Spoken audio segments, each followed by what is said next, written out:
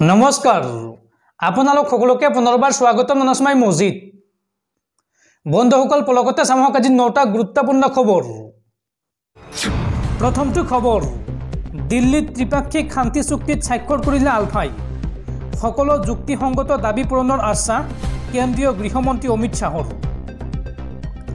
বহু চৰ্চাৰ অন্তত অৱশেষত শুকুৰবাৰে দিল্লীত কেন্দ্ৰীয় চৰকাৰ আৰু অসম চৰকাৰৰ সৈতে ত্ৰিপাক্ষিক শান্তি চুক্তিত স্বাক্ষৰ কৰিলে আলফাৰ আলোচনাপন্থী গোটে কেন্দ্ৰীয় গৃহমন্ত্ৰী অমিত শাহ অসমৰ মুখ্যমন্ত্ৰী হিমন্ত বিশ্ব শৰ্মাই এই চুক্তিত কেন্দ্ৰ আৰু ৰাজ্য চৰকাৰক প্ৰতিনিধিত্ব কৰে জানিব পৰা মতে অসমৰ 126টা বিধানসভা সমষ্টিৰ 102টা খিলঞ্জীয়াৰ বাবে সংৰক্ষিত কৰা ৰাষ্ট্ৰীয় নাগৰিকপঞ্জী উন্নীতকৰণ খিলঞ্জীয়া ভূমিৰ অধিকাৰ প্ৰদান 6টা খিলঞ্জীয়া জনজাতিক এছটিৰ মৰ্যাদা প্ৰদান অসমৰ বানপানীক ৰাষ্ট্ৰীয় দুৰ্যোগ ঘোষণা শিক্ষানুষ্ঠান আৰু চৰকাৰী চাকৰিত খিলঞ্জীয়াৰ বাবে 85% আসন সংৰক্ষণ প্ৰদান ইত্যাদি দাবীয়ে এই চুক্তিত স্থান পাইছে এই চুক্তি স্বাক্ষৰ সন্দৰ্ভত দিল্লীত সাংবাদিকৰ আগত কেন্দ্ৰীয় গৃহমন্ত্ৰী অমিত শাহে কয় যে আলফাৰ সকলো যুক্তিসংগত দাবী নিৰ্দিষ্ট সময়ৰ ভিতৰত পূৰণ কৰা হ'ব এই বুলি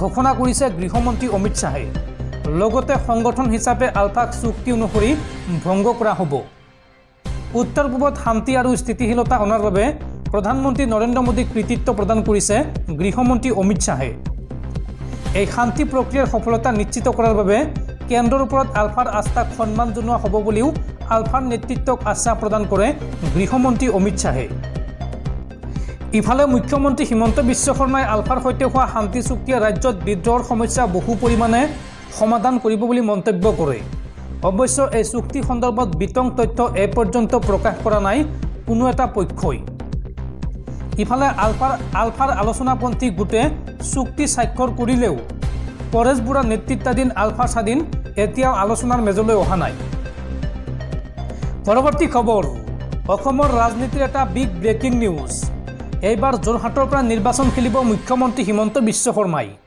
জালুকবাৰী সমষ্টিৰ সলনি যোৰহাটৰ পৰা নিৰ্বাচন খেলিব মুখ্যমন্ত্ৰী হিমন্ত বিশ্ব শৰ্মাই এক বিশেষ সূত্ৰই প্ৰকাশ কৰিছে এই তথ্য অসমৰ ৰাজনীতিৰ এটা বিগ ব্ৰেকিং নিউজ এইবাৰ যোৰহাটৰ পৰা নিৰ্বাচন খেলিব হিমন্ত বিশ্ব শৰ্মাই জালুকবাৰী এৰি যোৰহাটলৈ যাব হিমন্ত বিশ্ব শৰ্মা ক্ৰমাৎ উজনিমুখী ৰাজনীতি আৰম্ভ হিমন্ত বিশ্ব শৰ্মাৰ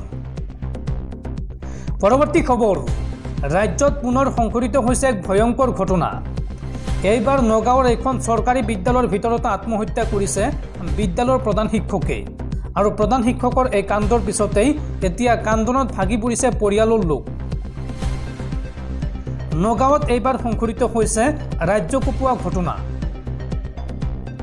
স্কুলৰ ভিতৰতে প্ৰধান শিক্ষকে সংঘটিত কৰিলে ভয়ংকৰ কাণ্ড প্ৰধান শিক্ষক পাৰ্থসাৰথী লস্কৰে সংঘটিত কৰিলে এই ভয়ংকৰ কাণ্ড শ্ৰেণীকোঠাৰ ভিতৰতে ৰহস্যজনক অৱস্থাত উদ্ধাৰ হৈছে প্ৰধান শিক্ষকজনৰ মৃতদেহ নগাঁও চৰকাৰী আৰবান হাইস্কুলৰ শ্ৰেণীকোঠাত এই ঘটনা সংঘটিত হৈছে আৰু আৰক্ষী ঘটনাস্থলীত উপস্থিত হৈ আৰম্ভ কৰিছে তদন্ত প্ৰধান শিক্ষকৰ ৰহস্যজনক ঘটনাক লৈ এতিয়া পৰিয়ালৰ মাজত হাহাকাৰ অৱস্থা বন্ধুসকল তাৰপিছৰ 4 নম্বৰ খবৰটো জনোৱাৰ আগতে আপোনালৈ এটা সৰু ৰিকুৱেষ্ট যদি তেওঁলোকে এই ভিডিঅ'ত লাইক কৰা নাই তেন্তে প্লিজ এটা লাইক কৰি দিয়ক আৰু এনেকুৱা ধৰণৰ নতুন নতুন ভিডিঅ' পাবলৈ চেনেলটো সাবস্ক্ৰাইব কৰি কাষত থকা বেল আইকনটো প্ৰেছ কৰি ৰাখক পৰৱৰ্তী খবৰ দুৰণিবতীয়া যাত্ৰীৰ বাবে এক দুখবৰ অনিৰ্দিষ্ট কাললৈ বন্ধ হৈ পৰিব দিবানৈশ বাছ কেন্দ্ৰীয় চৰকাৰৰ নীতিৰ বিৰুদ্ধে বাছ চালকৰ এই সিদ্ধান্ত নিশাৰ ভাগত যাত্ৰা কৰা যাত্ৰীৰ বাবে এক দুখবৰ অনিৰ্দিষ্ট কাললৈ বন্ধ হ'ব নৈশ বাছ কেন্দ্ৰীয় চৰকাৰৰ নীতিৰ বিৰুদ্ধে বাছ চালকৰ এই সিদ্ধান্ত কেন্দ্ৰৰ তৰফৰ পৰা নিৰ্দেশনা জাৰি কৰাৰ পাছতেই প্ৰতিবাদ আৰম্ভ হৈছে আইনত স্পষ্টকৈ উল্লেখ আছে বহুকেইটা নীতি নিৰ্দেশনা আৰু চৰকাৰৰ নতুন আইনক লৈ নৈশ বাছ চালকৰ ক্ষোভ প্ৰকাশ চালকৰ সুৰক্ষাৰ ক্ষেত্ৰত ব্যৱস্থা নোলোৱাক লৈ বাছ চালকে দিলে এই হুংকাৰ পৰিবহণ বিভাগলৈও কেইবাটাও প্ৰশ্ন উত্থাপন বাছ চালকৰ বলপূৰ্বকভাৱে আইন জাপি দিলে অনিৰ্দিষ্ট কাললৈ নৈশ বাছ বন্ধ ৰখাৰ দাবী চালকসকলৰ। পৰৱৰ্তী খবৰ, এফালে আলফাৰ সৈতে শান্তি চুক্তি, আনফালে আলফাৰ নামত এনকাউণ্টাৰ। এনেকুৱা হ'লে নহ'ব। ৰাজ্যত এনকাউণ্টাৰ বন্ধ নকৰিলে ৰাজপথত প্ৰতিবাদ হ'ব। এই মন্তব্য বীৰ লাচিত সেনাৰ নেতা শৃংখল চলিহাৰ। এফালে শান্তি চুক্তি, আনফালে এনকাউণ্টাৰ হ'লে নহ'ব। অসমত পুলিচ ৰাজ চলিবলৈ দিয়া নহ'ব। পৰেশ বৰুৱাকো শান্তি আলোচনাৰ মাজলৈ আনক। প্ৰয়োজন হ'লে আলফা স্বাধীন আৰু চৰকাৰৰ আলোচনাৰ মধ্যস্থতাকাৰী হ'ব বীৰ লাচিত সেনা। অনা অসমীয়াই মাটি দখল কৰি শেষ কৰিছে। সেই মানুহবোৰক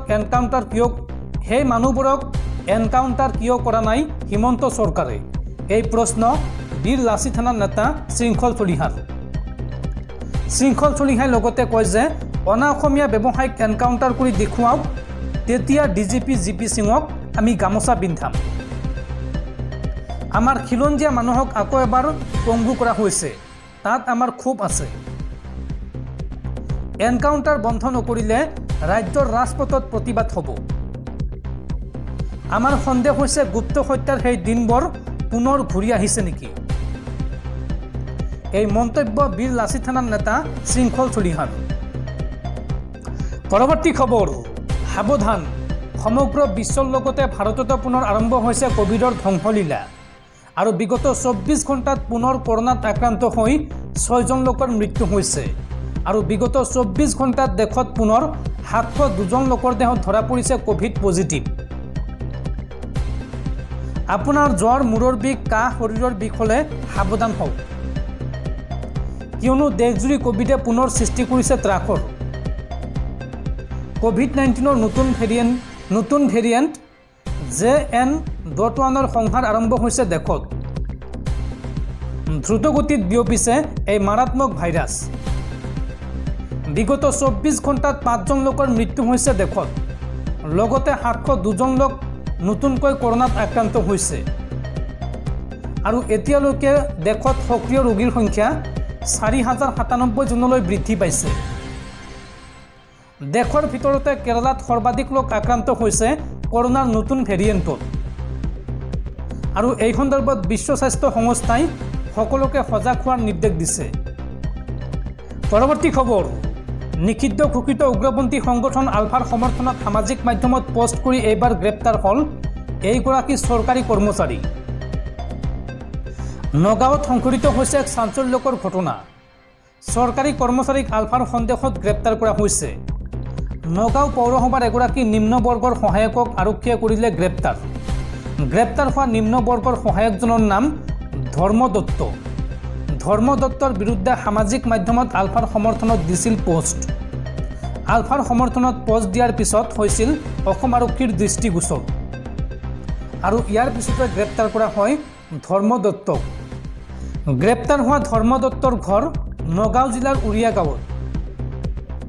পৰৱৰ্তী খবৰ, যোৰহাটৰ লিচুবাৰীৰ সেনা ছাউনীৰ গ্ৰেনেড বিস্ফোৰণৰ সৈতে জড়িত থকাৰ অভিযোগত 2জনক গ্ৰেপ্তাৰ আৰক্ষীৰ।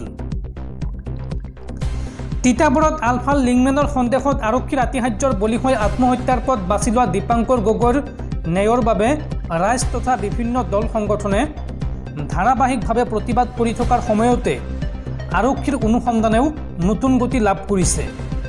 যোৱা 14 ডিচেম্বৰত যোৰহাটৰ লিচুবাৰী সেনা ছাউনীত সংঘটিত হোৱা গ্ৰেনেড বিস্ফোৰণৰ সৈতে জড়িত থকাৰ সন্দেহত আৰক্ষীয়ে 2জন যুৱকক আটক কৰিবলৈ সক্ষম হৈছে।